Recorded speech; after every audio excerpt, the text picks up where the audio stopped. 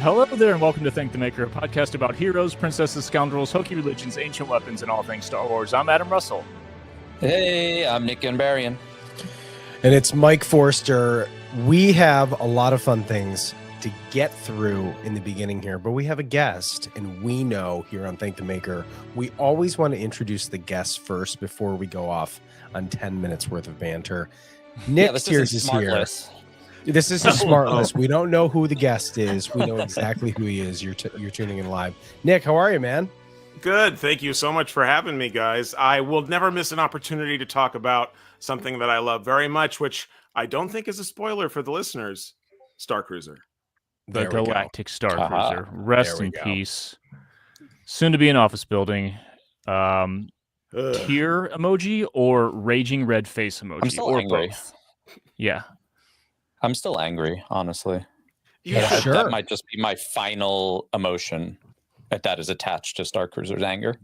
Sure. It's a cosmically dark symbol for what happened to it, but I guess it's honest. If anything, it's honest. It's painful, but it's the truth. And I just can't think of anything more painful for something that was a temple to play than to now be a office building. Yeah, right. I would prefer it to be a pile of rubble. I completely agree with you, 100%.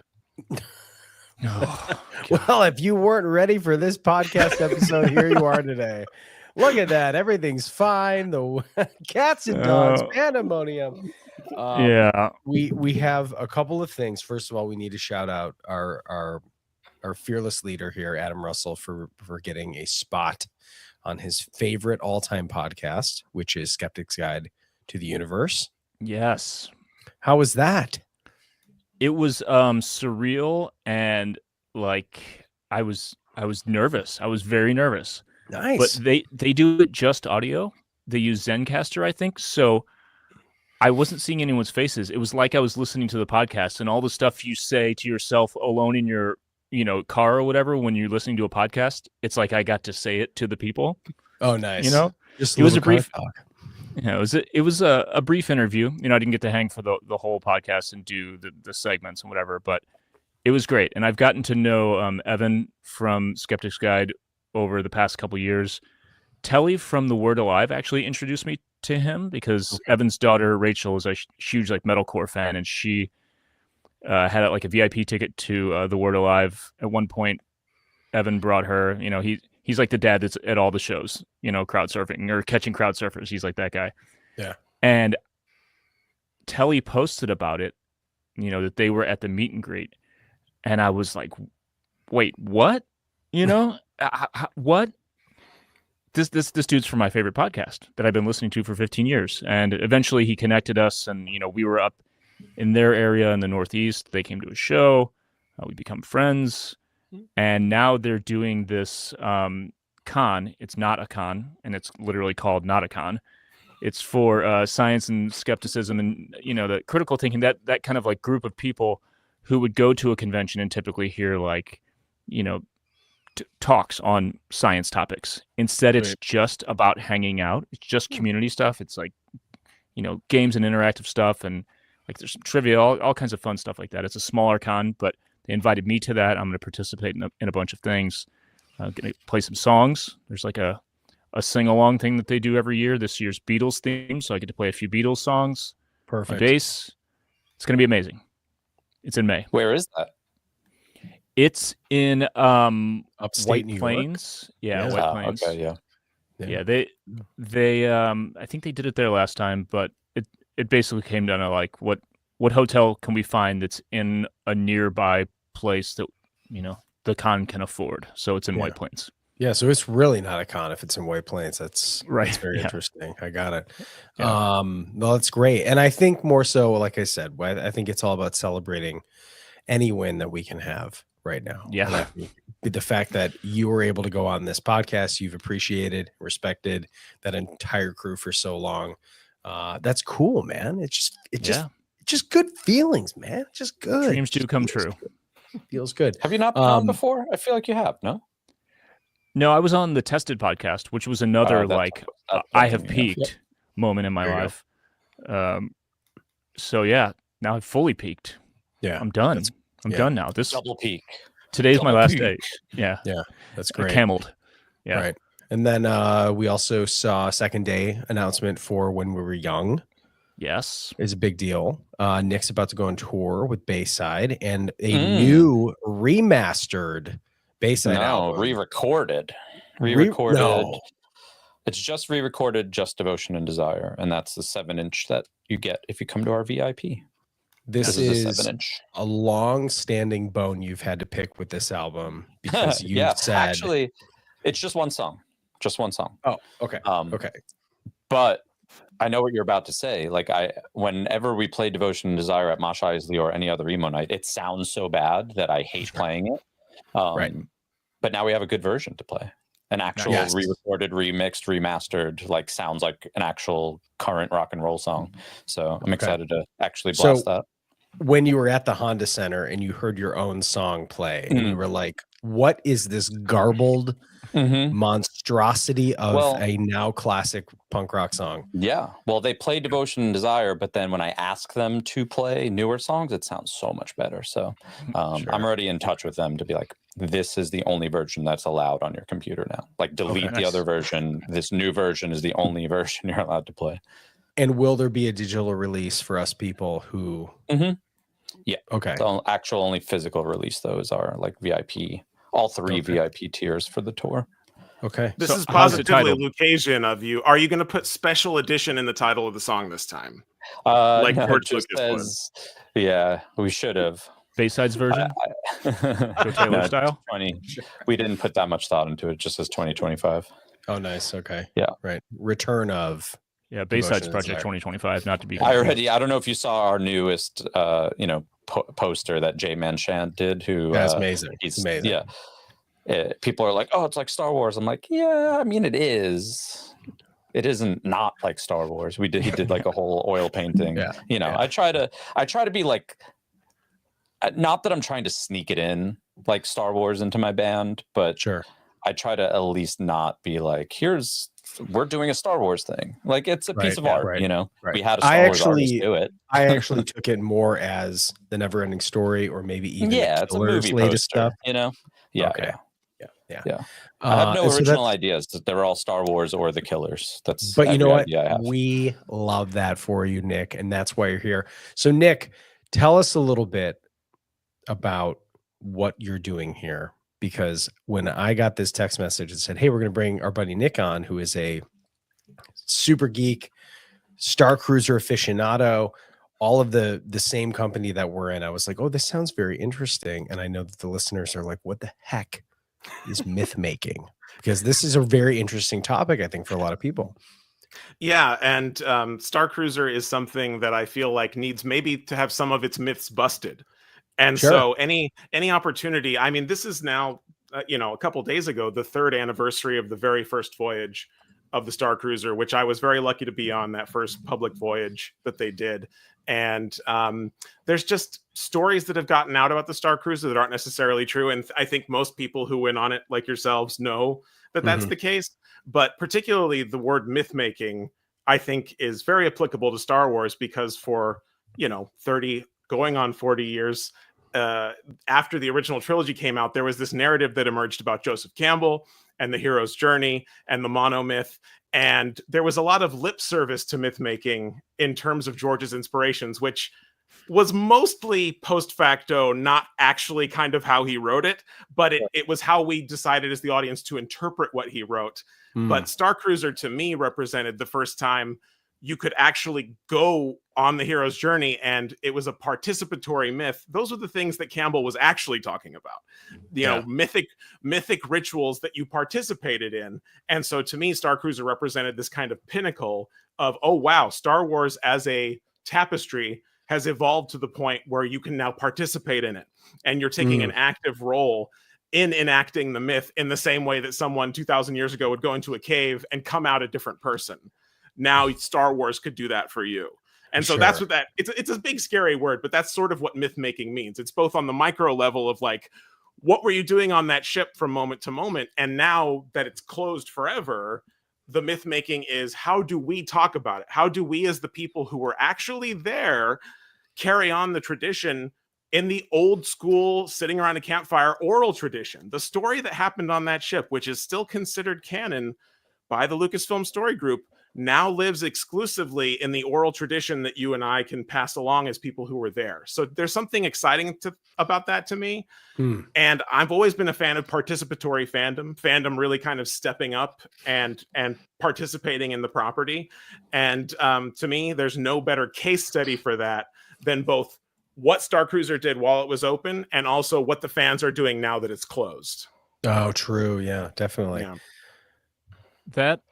What you just said right there, as you were monologuing, I apologize. Like, no, it was great. And every time you said something, I would have a thought about like, oh yeah, that's like this, and then you would just come with it next, and then again and again. The way you describe it now being in the hands of the fans and it being this oral tradition is something that I've been trying to articulate for quite a while. Yeah.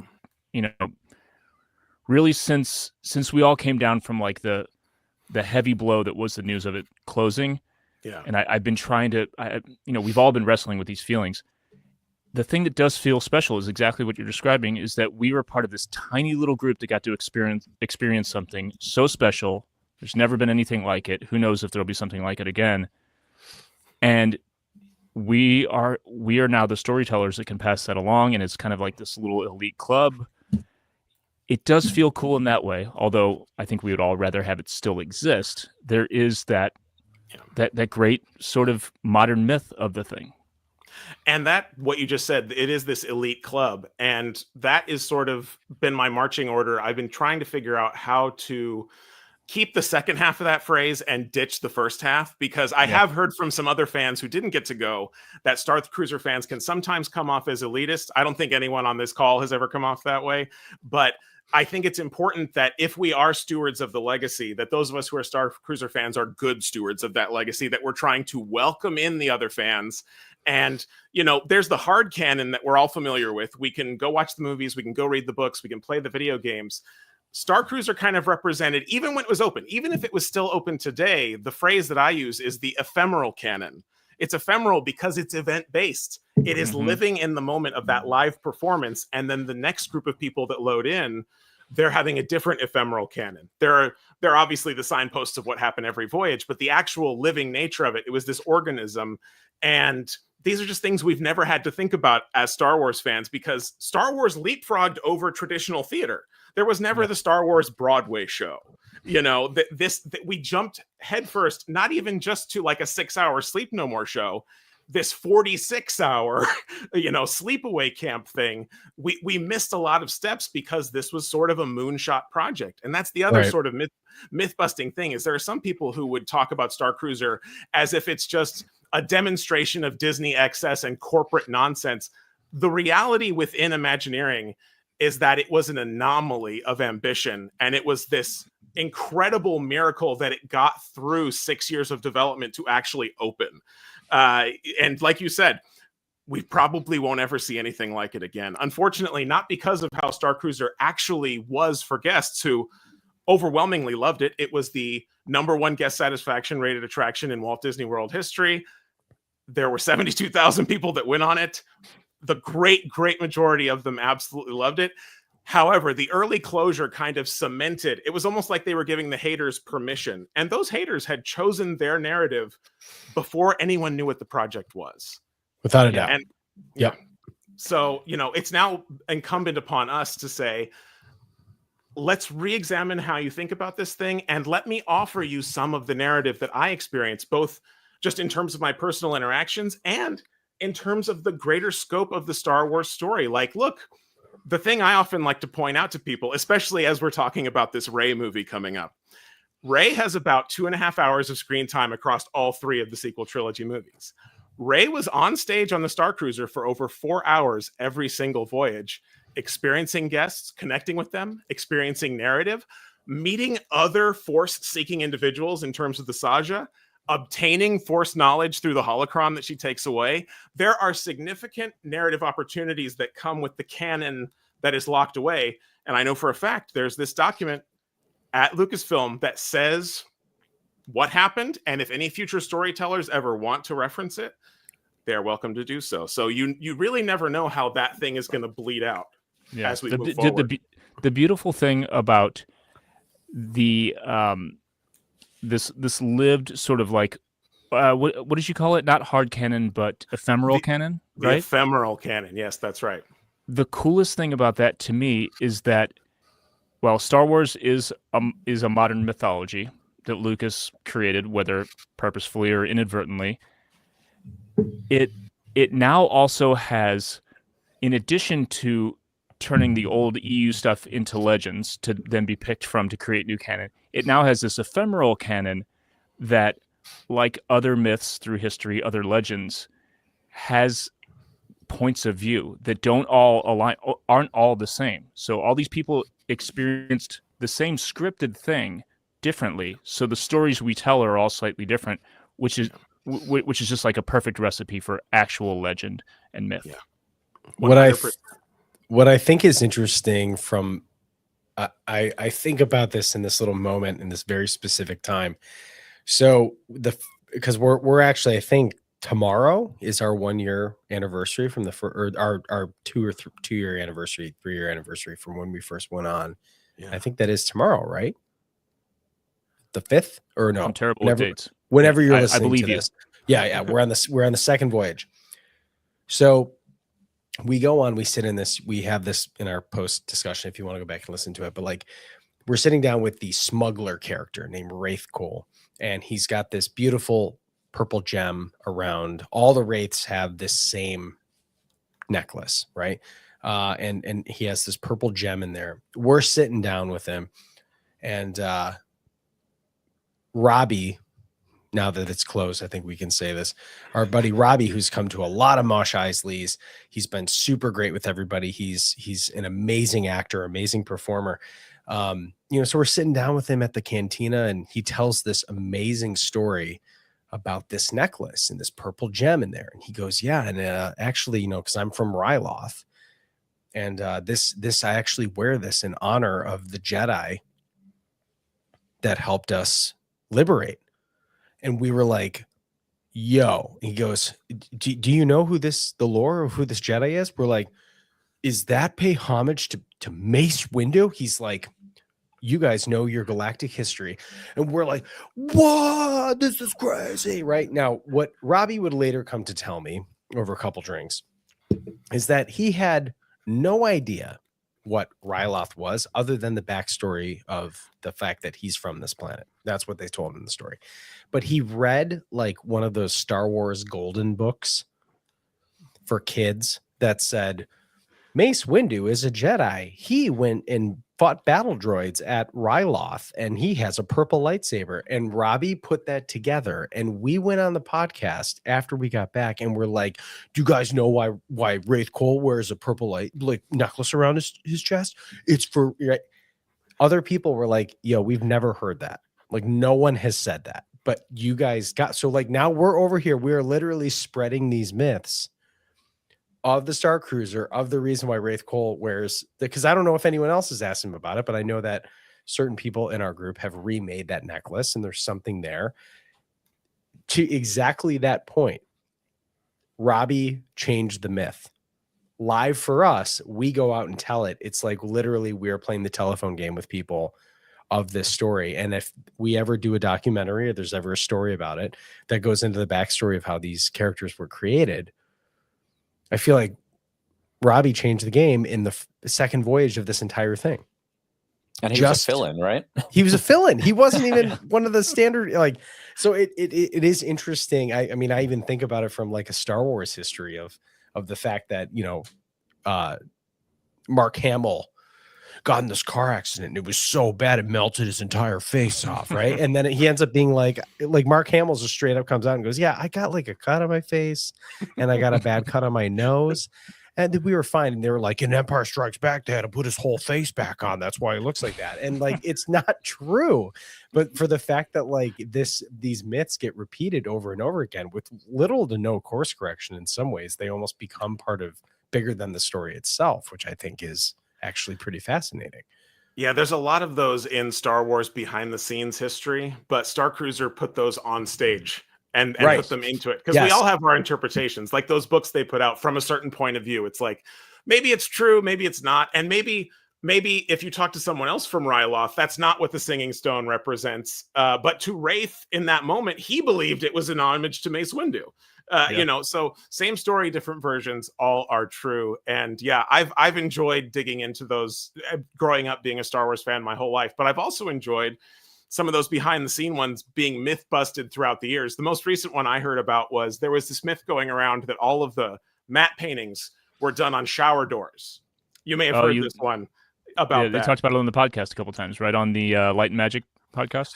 I just listened to that, and I was delighted that they were able to sort of burnish a hole in that, which is like, they were manufactured by a company that also made shower doors, but they were not shower doors. And it's like, you know, 40 years later, you learn the truth. And that's how I think about a lot of this sort of modern era of Star Wars. We have a lot of questions about some of the executive movement and all the different things, and certainly even the Disney park stuff.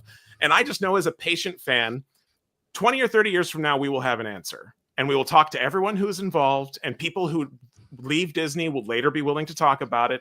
And obviously, I'm trying to get as much information out of people now as possible, just before they forget. You know, I try and sit down and have a meal with as many people who worked on Starcruiser as possible, in terms of just doing the initial level of research that I think eventually will be useful from a fan history perspective. But you know, it takes time. These wounds are still fresh for a lot of people who worked on it, and they don't want to talk about it. And I certainly can't blame them for that. Right. Lighter, Darker podcast. I should say, correction, what I said earlier. Great podcast. It's an official ILM podcast. Check it out. It's with awesome. any luck. So I don't expect them to ever actually do it, but I did, when they said, email us a question if you want to hear us talk about anything. I did email them a very gracefully worded question about their work on Starcruiser, because they worked on all of the real-time rendering through the windows. And that's a pretty remarkable technology, because it's a combination of pre-rendered stuff and live rendered stuff. And I would just love to hear them talk about that process, because it ties into what they do on the volume as well. You know, it's all connected. So Nick, from your perspective, when it comes to, like, and I don't know if maybe this is just more of a bigger focus on the fact that, you know, when you look at a lot of the retellings of the oldest languages in the world, and the religions and all of these things that have been passed on through before we're at our current technological hellhole, of like the idea of going, how much of these changes, there's however many versions of the Bible, and whichever one seems to work best to fit your narrative, that's the one that the certain church uses. And you can say that they don't necessarily, they don't disagree with each other in some ways, but some ones they definitely leave out certain parts. So like, from your perspective of doing enough research on this, where have you found that people aren't people either glorify a certain part that maybe from your perspective shouldn't be, and what parts of it that you think are actually underrepresented in terms of, when we think of the lore, we think of the myth of Starcruiser? What are those two things for you in your research? I want to start off by saying I don't blame anyone for taking either track there, because I certainly understand in the discourse that exists now and the state of online discourse, Star Wars fan discourse, there was this feeling even within myself, which, you know, I'm an immersive designer myself. I've worked on experiences not dissimilar from Starcruiser. I have done my own projects that are interactive in nature. You know, I look at Starcruiser and I loved it. I think it was the thing I was asking for. I was absolutely a groupie for all of the experiments that Imagineering did in the 10 years leading up to Starcruiser. I can identify every subatomic influence and where it ended up in that thing. So I was there on the ground floor for all of this. Obviously, I have opinions about the design of it. I think it was brilliant. I think it was more than anyone's ever tried to do. I think it was a miracle that it existed. I wish myself that the discourse was in a place where I felt comfortable sharing those observations, because the way the world talks about Starcruiser, all I have time to do now is defend that it had the right to exist at all. And so when someone goes in and like, if someone goes in and over glorifies Starcruiser, I'm not going to come in and be like, well, I had these quibbles to pick with this thing. It's like, no, man, we are ground floor in the trenches fighting the war of just, no, this thing was actually great. And so, you know, if someone wants to over glorify something, by all means, they're part of the cause. They're helping us out and just opening people's minds to that. But I will say, there were technical aspects of the show that worked for most of the people on the ship, but when it didn't work, it kind of really didn't work. And certainly I was very lucky to have my own little trilogy. I went on the ship 3 times, and I saw the evolution of that technology from being on the first cruise to being on, I think, the 3rd or 4th to last one.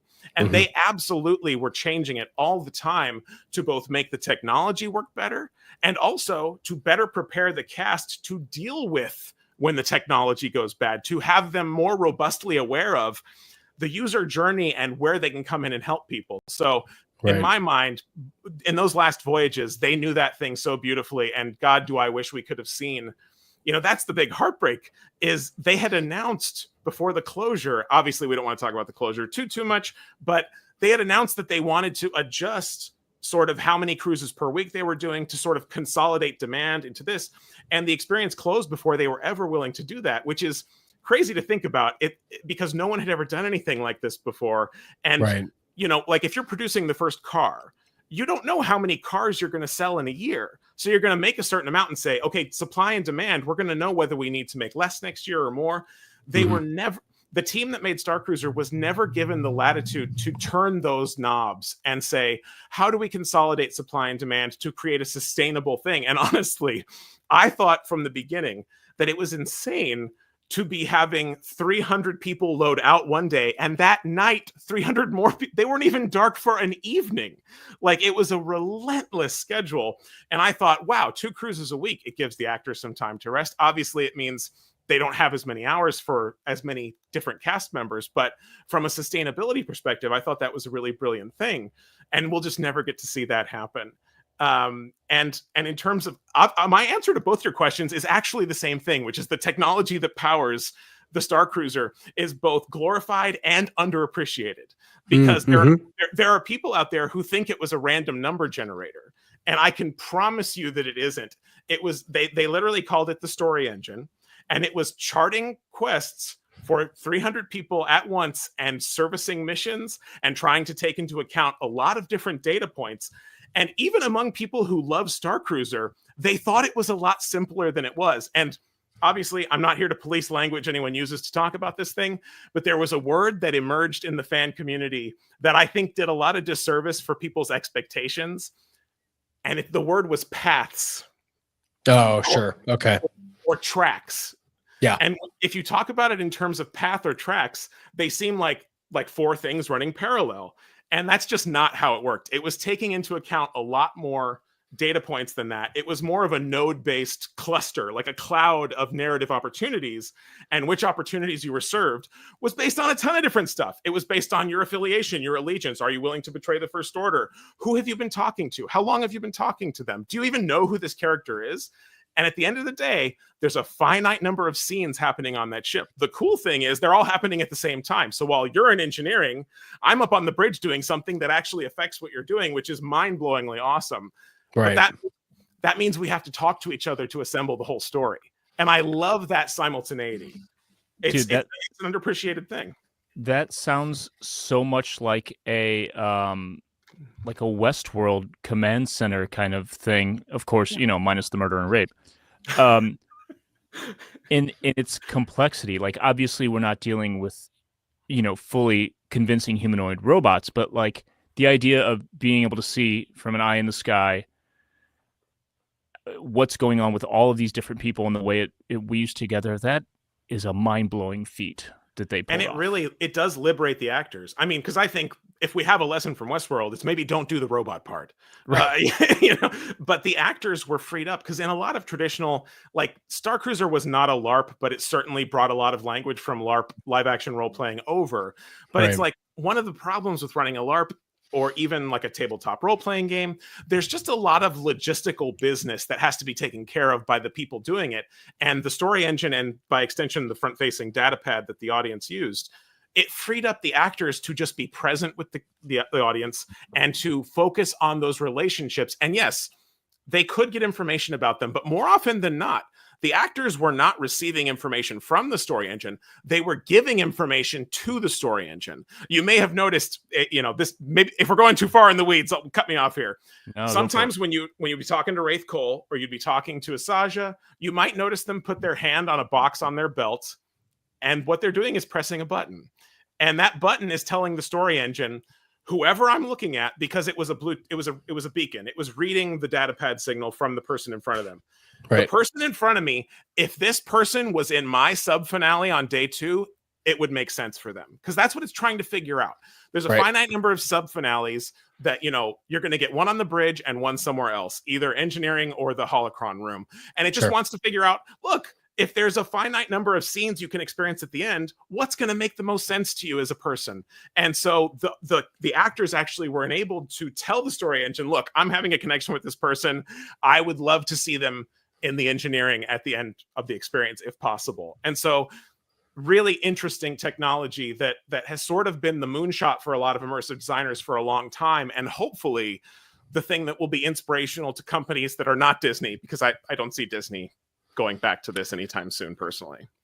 And I guess that part of it, I think, makes me, it scratches, some curiosity in my brain about going, is there another company out there that's able to, you look at all these other experiences, you have the original, the Burning Man, you have Wasteland Weekend, now you have Neotropolis. Yeah, all of these things, like they're not really, in some ways, it's actually more about the gathering of the people who are kind of designed to make their own myth of what it is, right?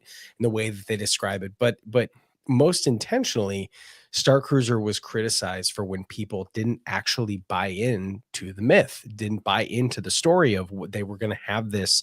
I think what was starting to happen is so many people were hitting the mark. I think they were getting that idea that they were part of this story. They were part of this journey. Even if you weren't one of the select people, one of the, the chosen actors who were able, or the people who were brought in to do all these things, you were still felt like you were part of the story. But versus some of these other experiences, the myth, Wasteland Weekend doesn't care how you talk about Wasteland Weekend. They just want you to show up and take a cool picture and make up whatever it is that you want to make up. So from that perspective, do you see something like Starcruiser's level of integration? Do you see other companies that want to do something like this? Do you see that level of detail and dedication as a cautionary tale at this point? I don't necessarily think it's a cautionary tale, because I do think that anyone that's paying attention knows how important this was and how meaningful it was. That being said, the exact shape of the Starcruiser experience on the public side, I think anyone going into the space has to acknowledge that it has kind of a stigma attached to it. So I don't think anyone is going to be motivated to create something with the same shape. Like, sure. I don't know that we're going to have many multi-day experiences. I'd love to be wrong, and I'll be the first to sign up. But I would like to see more focus on the narrative immersion, if not the physical and, technological immersion, something that gives you the same narrative structures. This was something I talked about, because something we haven't talked about yet. The fan community gathered in October last year at HalseyCon to do to reminisce about Starcruiser and all that. And I did a panel specifically about the idea of participatory fandom and how we can, what can we as fans be inspired by with Starcruiser. Right. And the main thing I wanted to impress on people is, when we say immersive, we usually think of physical immersion. I'm in an amazing space, I'm immersed. Or we think of technological immersion, like it's interactive. I can touch it, it will respond to me. But to me, the great takeaway of all the great immersive experiences, including Starcruiser, is narrative immersion. And that's something you can do at any budget. It is not dependent upon your level of budget or resources that you have. It's crafting your story. And this takes a lot of bravery from authors, because authors don't want to give up control. But there's an act of generosity to the audience in saying, we're going to leave a hole in this story that only the audience can fill. And we're going to invite them to put themselves, to pour their hopes and dreams into this specific playground that we've curated. And it takes a lot of bravery. It takes a lot of humility as storytellers to say, we're going to abdicate a little bit of control to let the audience truly live in it. And that's that sort of assembly that the audience has to do that we were talking about. Like, you saw this, I saw this. When you let people assemble a story for themselves, it is so much more meaningful. It creates this incredible bond with the story. You take ownership of it in a way, because look, I put this thing together piece by piece. Like, I was on the bridge and I helped Rey board the Starcruiser, and then my friend was at the docking bay when she showed up and helped her get to Chewbacca, or this, that, or the, you know, there's this baton passing from one guest to another. And it's no shock to me that there is a fan gathering like HalseyCon, because an experience like this is explicitly designed to build culture, to bring people together, and to get them collaborating narratively. And there's just something so unique about that. And that's why, honestly, it's still hard for me to talk about the closure. It's emotional for me, because this is exactly what I had been asking someone to do for over a decade. And I needed it as an example of the kind of stuff I wanted to do. And now it's almost kind of a bad word, except among people like those who are assembled here who know that it was really something special. And it was done well, you know, like the ultimate, like I know we started off talking today about like anger being like the main emotion I feel. It was done well. And if it was that good in its first iteration, imagine a decade from now, you know, and like the closing of it is obviously so short-sighted from a business sense. And it's exactly the opposite of what Walt Disney would have wanted. And that's ultimately the frustration that I can't believe you were just saying, like, let's not get Westworld and have droids. I mean, in a decade, we probably could have had droids, you know, like actual autonomous, like, why not, you know?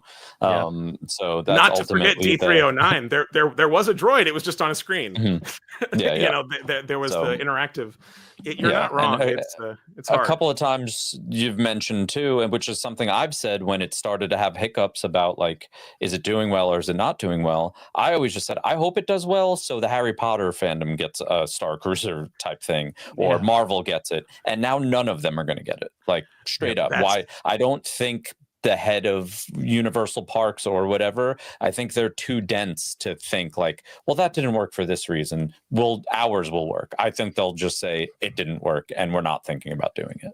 You're sadly correct, and literally correct, which is those who are sort of plugged in have heard stories like this from across the industry, which was, you know, you hear from people, I was working at a major studio and we'd assembled a team to work on a Starcruiser-like project for insert property here. And the day the closure was announced, everyone was fired. You know, and so it's not a theoretical disruption. It's a very real disruption. And I always knew it was going to have ripple effects. How long those ripple effects last, I don't want to be a pessimist and say more than 10 years, but if Josh D'Amaro can't get up on stage and literally say the word interactive, I don't know that it's that close. Thankfully, other companies are picking up the torch.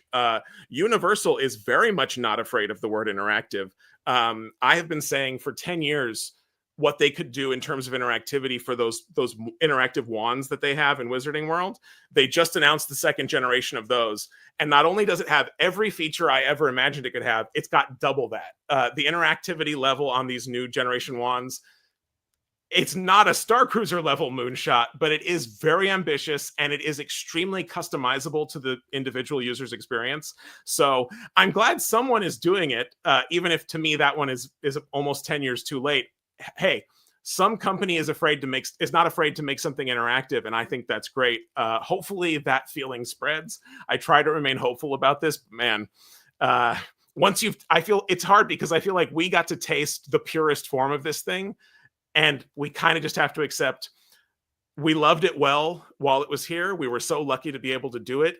And hopefully we can advocate for that type of thing and support the artists who are trying to do this work going forward.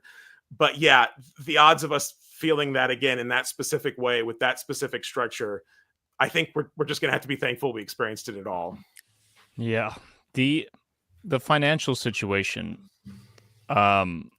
is something you revealed to me right before we went live here, is so incredibly frustrating, because you talk about other studios who are gun shy of this whole concept and just the word interactive, yet they're the ones that probably most specifically understand the actual economic factors that were involved in it closing, and it not being the ones that anyone in the public has focused on or latched onto.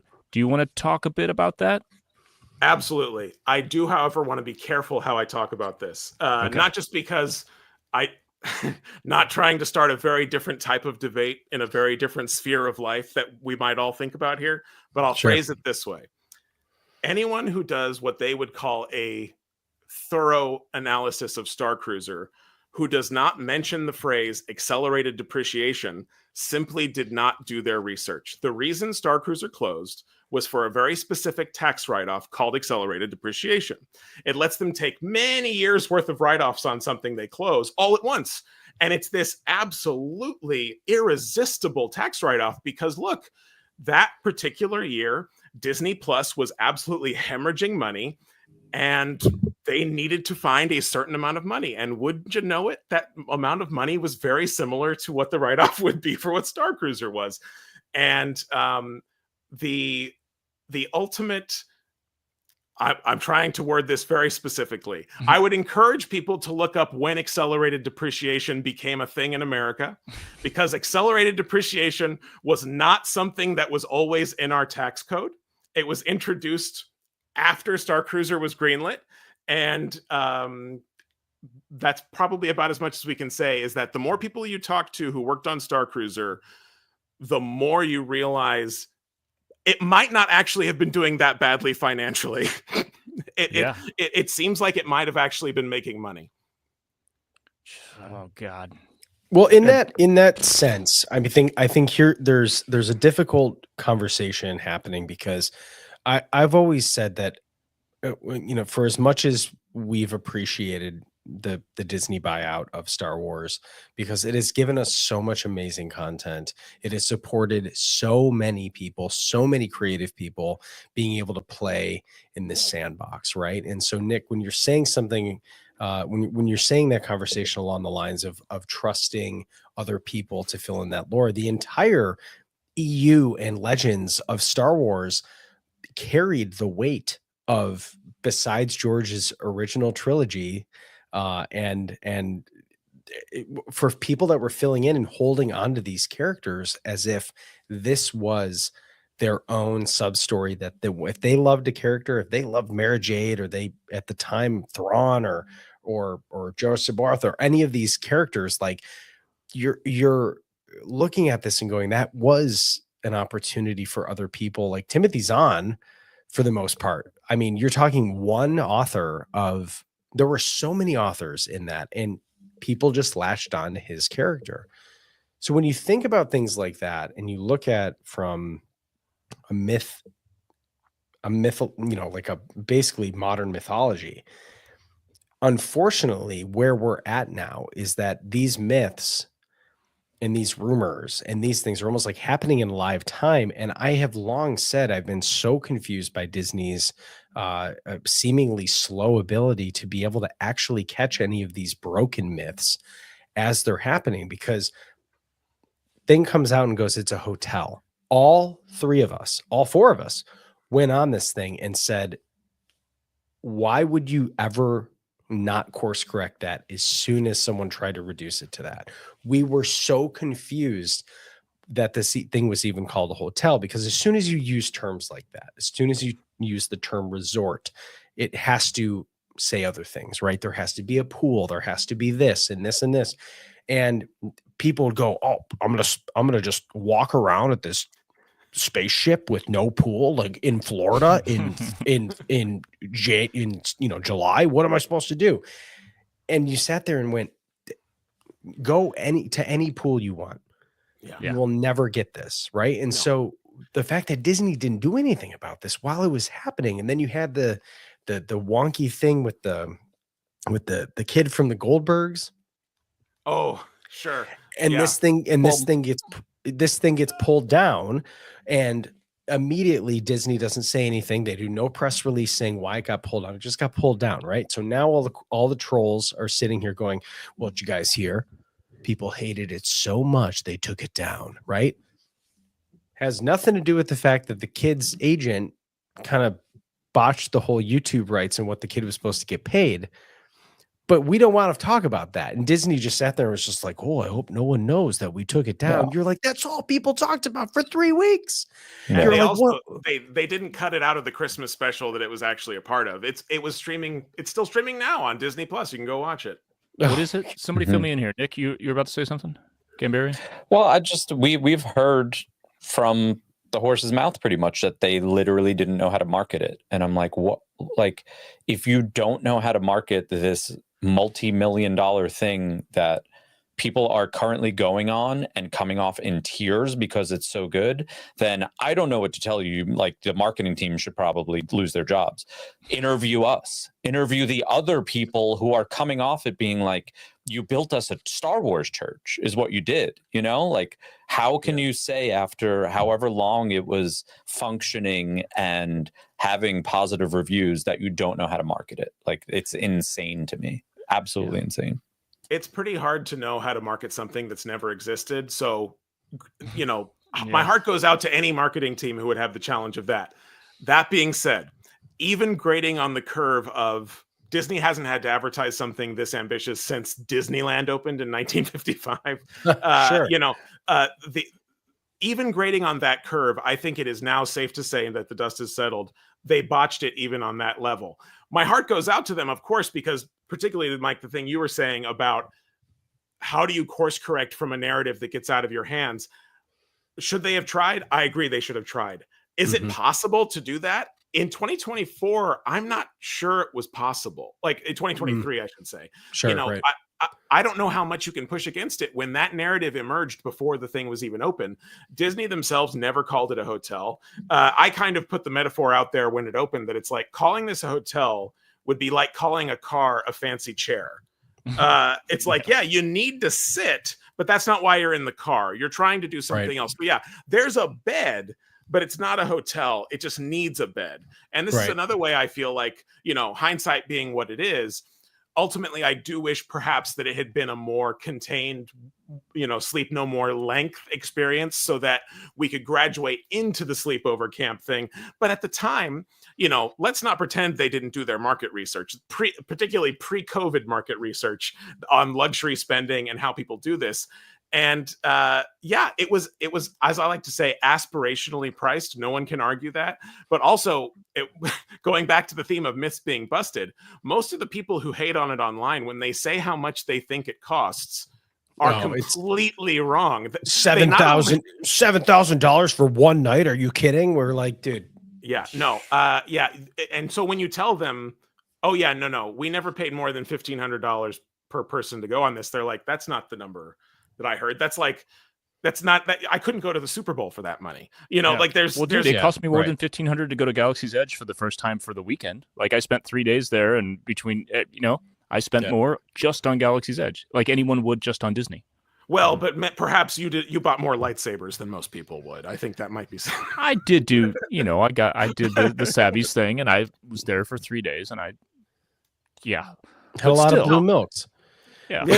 But from that standpoint, this is the part where, you know, we had been confused by, because you have these amazing characters that were telling this story that we were bought in on. I mean, the First Order being, you know, kind of depending on the version that you got, they all were like lovably tropes, and they had their charm to them and made you not feel like you were exactly working for space fascism. You made it feel like you were more so like buying into you know, Croy's his shtick. You almost felt bad for him because you knew once Kylo showed up, Croy was out of here, right? And so you were kind of like, you know what? This guy, he's giving me the time of day. Let's go ahead and do it. Because that's what I got in the first time. I got Smuggler and First Order. Nice. And what's interesting in a lot of ways is when we think about this from our own frustrations with it, was that it was almost like we all also forget in some ways that Disney once again struggles with this prioritization of what exactly to do and when they want to do it, because we still can't forget. And I do say this because we know, of course, everyone Disney watches the podcast. We love you guys so much. But really, like, hi, Bob. Hey, Bob, it's the Bobs. And you know what? And if old Bob is watching, turn it off. I'm sorry to say that just by having me on the show, they may have blocked your podcast completely. So sure, right. They're probably not listening. And Nick, that is a risk we're willing to take. But really, from the endearing side of people who appreciated this project, and Ann Morrow Johnson and all of these people who put their heart and soul into making this, as Nick said, a Star Wars church.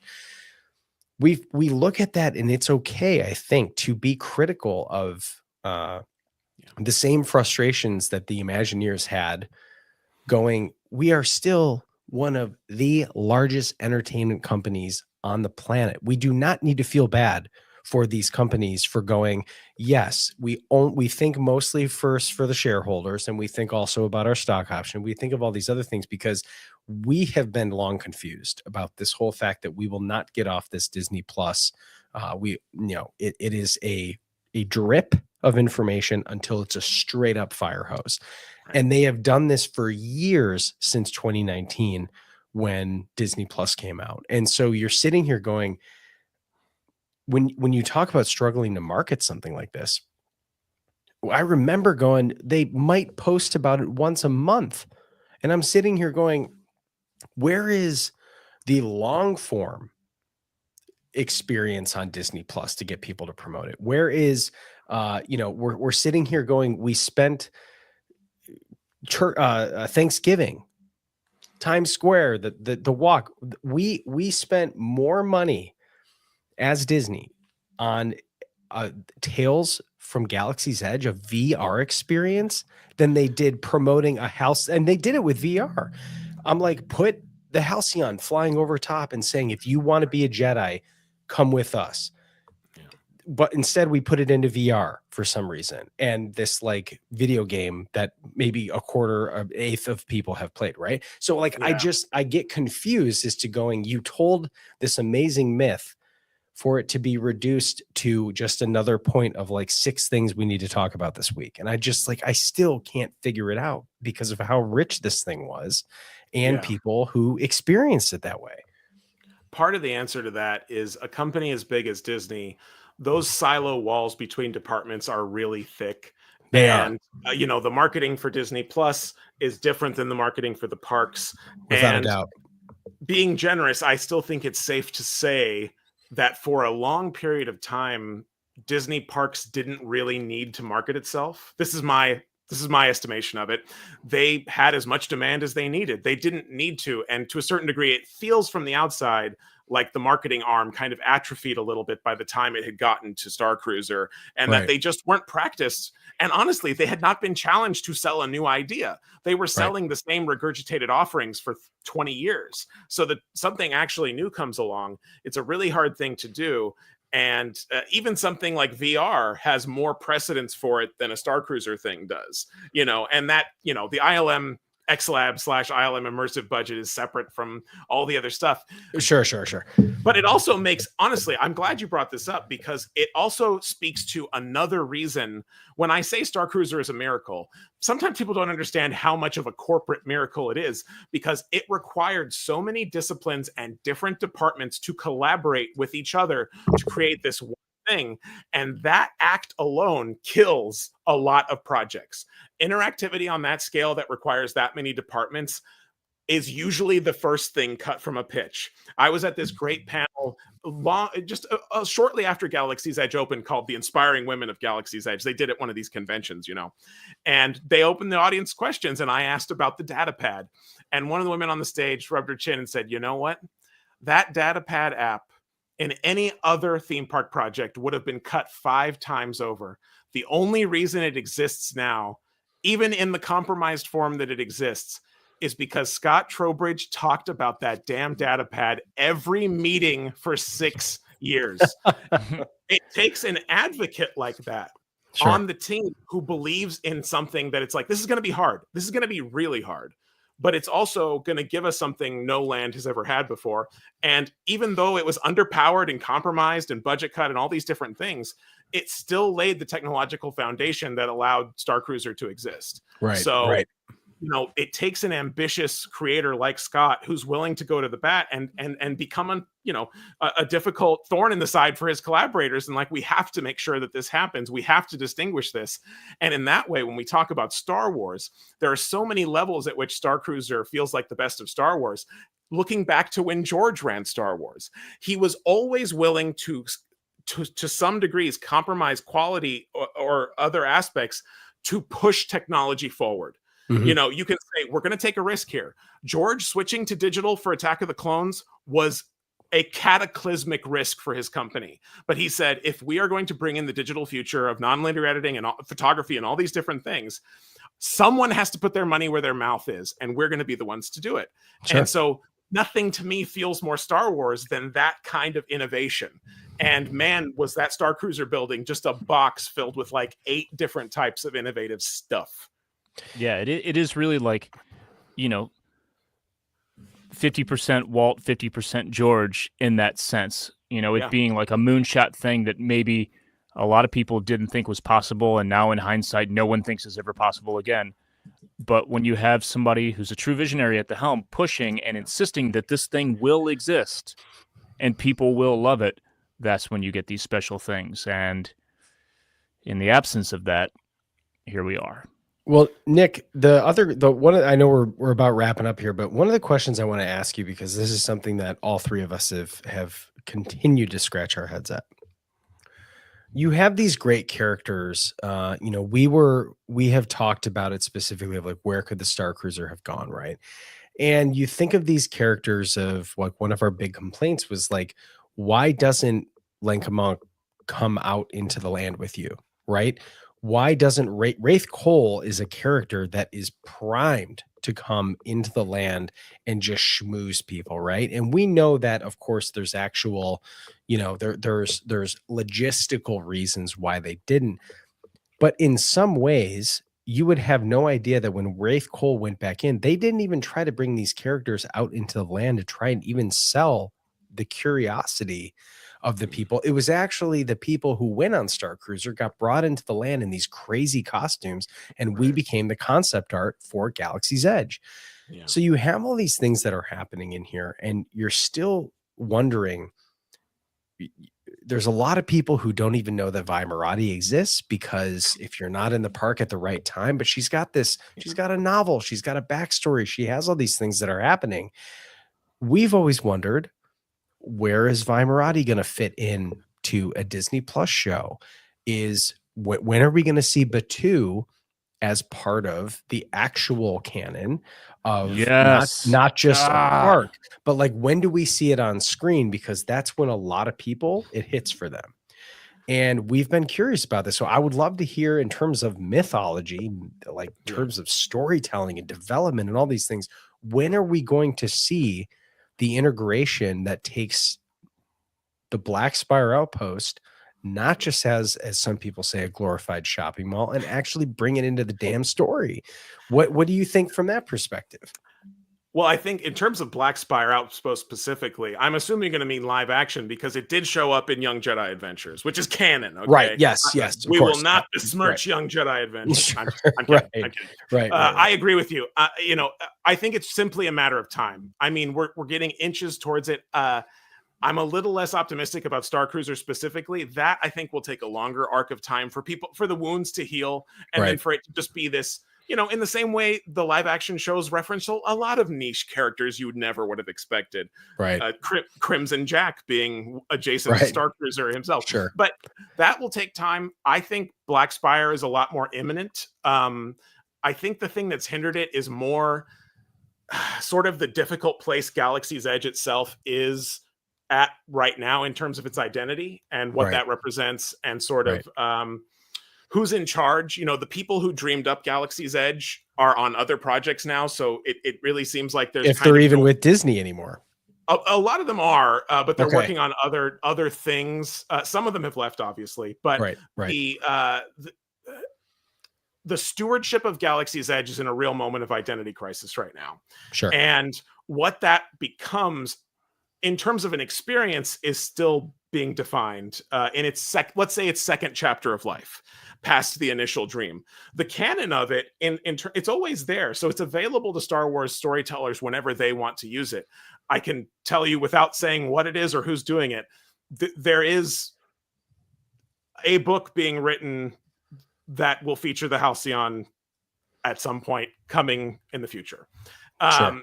It's not a big thing. It's a very small thing, but that just speaks to the idea that it's not verboten. It's not like these are forbidden banned words that storytellers can't use.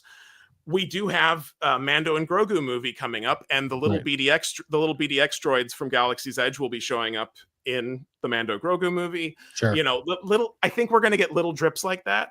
Right. If it was a dream, if it was a dream scenario for me, obviously there are reasons they can't do this, but I love the Pixar Sparks program where they let young filmmakers do their experimental shorts. I would love to see a Star Wars Sparks program where they let independent student filmmakers do short films shot in Galaxy's Edge overnight. When it's not being used by guests, let student filmmakers shoot their own short film. That would be the dream for me. But I do think we will eventually see Galaxy's Edge in a live action project. I think we just have to wait a little bit longer for it to define itself for posterity. Sure. Because every announcement that comes out about it shows that they're moving further and further away from the original vision of it. But once we land on the ongoing version of it, I'm trying to be optimistic in how I describe this. When they announced the Mando and Grogu overlay for Smuggler's Run, it was a very bad day for me. Just in terms of.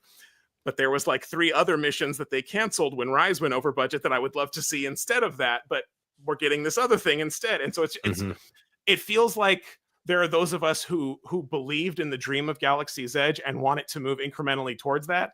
We have now had to accept that the people who dreamed that dream gave up on it before we did. And that's kind of a hard place to be. But the buildings are still there. It still exists in the story. It's an old planet. It can show up at any point, and I'm optimistic about that. I think that's going to happen eventually. Okay, I like it.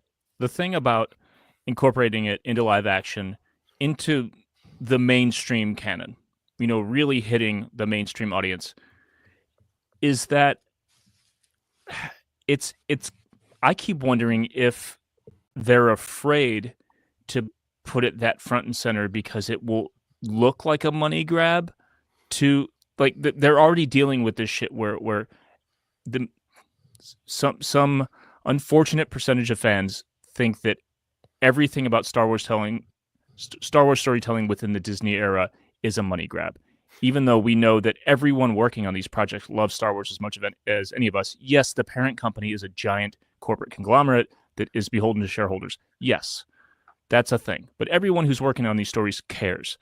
And to me, the idea that you can take this place that was built and written and created so that we can all have our own Star Wars stories, to do that first and then put it on screen where all of us who have enjoyed it in person can then see it on screen, is like the idea of like seeing, if you're from a smaller town, the idea of like seeing your hometown on screen in a movie, like when Up in the Air or whatever, George Clooney, which heavily featured St. Louis, was happening. I was like, oh my God, so look, that's my airport, Yeah. That little experience, put that in Star Wars, like that kind of experience, and just watch people's brains explode. Watch little kids who went there, then go to a movie theater and see that place exactly where they stood on screen. I think that hopefully would overpower any of the other bullshit. But the whole concept is tough too, because going back to the thing about creating something new for people to experience their own story, so many people don't know that they want that, so they think they don't, because what we've been taught forever with theme parks since the beginning was that you go get to live what you've already seen on screen. So I've heard so many people say that Harry Potter World's so much better, or whatever they call it, because it's just like the movie. And to me, like, that's cool, I guess. That's more like a ride in that way. The idea that I can live my own Star Wars story and just go exist there is so much more appealing than going and like dicking around on Tatooine in the time of Luke Skywalker. Right. In the Mos Eisley Canteen, No, and it's hard because every storytelling medium goes through these growing pains, and every generation thinks that they're unique in this. It's like if you look back through history and what happened to comic books and the panic that occurred around comic books, they're a lesser media. Now, post Watchmen, post all these different things, we know graphic novels, comic books are a perfectly valid way to tell a story. The next one was video games. Oh, you got your Tetris. What are you doing? And then you realize, no. You can tell an in-depth, wonderful story. You can do The Last of Us also, not just You can Tetris, also do exactly. And so theme parks are still this one where even people who went through those cycles and would defend to the death their favorite video game talk down on theme parks as if it's not a worthy medium. And it's only because they haven't experienced what we have experienced. And I understand that. But I'm someone who have participated in all of those experiments. The big one was called Legends of Frontierland, where they turned Frontierland into this living city where you could go on quests, you could earn money, you could buy land, you could do all these different things. This was this big Galaxy's Edge playtest that they did in Frontierland, and the community that was birthed out of that was also this incredible thing. It had its own problems, of course, like any experiment does, but when you go through something like that, you look at theme parks in a new way. And I'm sure you guys experienced this. The next time you visited a theme park after you went on Starcruiser, the feeling I had was like, oh, this is all really quaint, isn't it? The way we used to do things. Yeah. When this place is a dump. When I went to Six Flags St. Louis afterwards, I was like, what is this garbage? Well, that's maybe the biggest whiplash you could have is going. Yeah. Yeah. Well, we should wrap up. And I would say that maybe it's a good idea to talk about in the bonus segment for patrons, something that I figured we get to on this podcast. Maybe we didn't for a reason. The other, quote, truth about Starcruiser YouTube clip, it's 4 hours, right? Most of us are familiar with this teardown of the Starcruiser experience that we all know, having gone on it, is filled with a bunch of crap. If you would like to play Mythbuster on that in the bonus segment for patrons, I think we would enjoy that quite a bit. I'd be happy to. Sweet. All right. So Nick, also tell us, I think, as people are like, where do we find more? Where can we find you? And then also tell us a little bit, you're going to Japan. Yes, Star Wars Celebration was the perfect excuse. I've never been to Japan before, so I thought, what better excuse to do this? So, man, we're really low to get in there. Going to go to my first World's Fair while I'm there. Which is I'm like, I didn't even know we did those anymore. But yeah, I'm very excited about that. Very excited about Star Wars Celebration. It's always such a great reunion and I know there's going to be a lot of Starcruiser people there, so that's going to be very exciting as well. But yeah, if people want to find me, obviously the social media landscape is ever changing. My website, nicktierce.com, will always have the links to wherever I'm living, mostly on Blue Sky and Instagram these days. You can look for immersive stuff under my name, Nick Tierce, but I did recently do an all Star Wars fan account just for, stuff I don't want to burden down with my personal account. Sure. And you can find that it's named after my favorite George Lucas quote, circa Return of the Jedi, which is "Dare to be cute." So the name of the account is Daring Cuties. So if you go look up Daring Cuties on Instagram, that's going to be the one where if you really want to see some deep cut stuff, it's almost exclusively Disney Parks, Star Wars, and Star Wars Holiday Special stuff. So a fair warning going into that one. Love it. Well, Nick, thanks so much for joining us. We could talk for 3 more hours about this to try to match What's Her Name's video, but we won't do that. Like I said, we'll talk about it in the bonus segment for patrons after we wrap up here. Patreon.com/ThankTheMakerPod if you want to get that and access to our Discord server, exclusive merch, and all kinds of fun stuff. Everyone, thanks for watching. Thanks for listening. And until next week, may the Force be with you.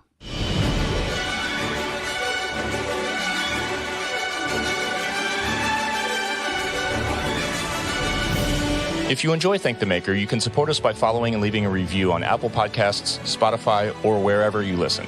Or you can support us directly at patreon.com/ThankTheMakerPod, where you can get access to our Discord server, exclusive content, exclusive merch, our recording live stream, and more. Our patrons quite literally make Thank the Maker possible.